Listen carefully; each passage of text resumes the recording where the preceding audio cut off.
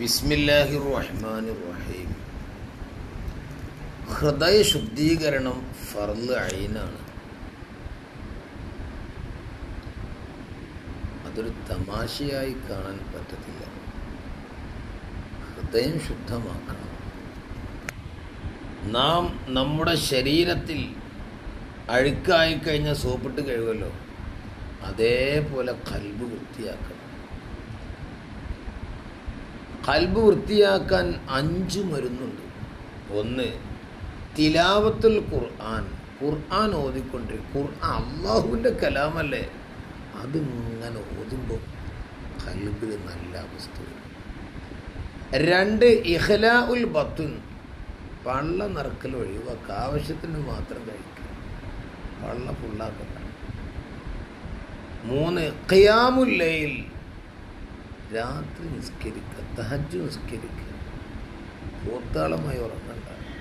സുബഹിൻ്റെ 1 മണിക്കൂർ മുമ്പ്, അരമണിക്കൂർ മുമ്പ് എണീക്കുക. എന്നിട്ട് 2 ഒളോക്കെ എടുത്ത് ആത്മാർത്ഥമായി റബ്ബിൻ്റെ പൊരുത്തം കിട്ടാൻ വേണ്ടി, റബ്ബിനെ കിട്ടാൻ വേണ്ടി ഉണ്ടാക്കുക നിസ്കരിക്കുക. എത്ര രസമാണത്, അത് തോന്നിക്കുകയുണ്ട്. 4, അത്താഴ സമയത്ത് അള്ളാഹുവിലേക്ക് വിനയം പ്രകടിപ്പിക്കുക, പ്രാർത്ഥിച്ചിട്ട് അള്ളാഹുവിനോട് കേണപേക്ഷിച്ചിട്ട് അതിരാ സമയത്ത്. 5, മുജാലസത്തു സ്വാലിഹീൻ. സ്വാലിഹീങ്ങളെ സദസ്സിൽ പോയിരിക്കുക, മുഖറബയായ ആലിമീങ്ങളുടെ ക്ലാസ്സുകളിൽ പോയിരിക്കുക, ഓലെ കൂടെ പോയിരിക്കുക. പലതും കിട്ടേണ്ടതാണ്. ഈ 5 ഗുളികയും കൃത്യമായി നാം സേവിക്കുകയാണെങ്കിൽ ഖൽബ് നന്നാവും. ഖൽബ് നന്നാക്കണം.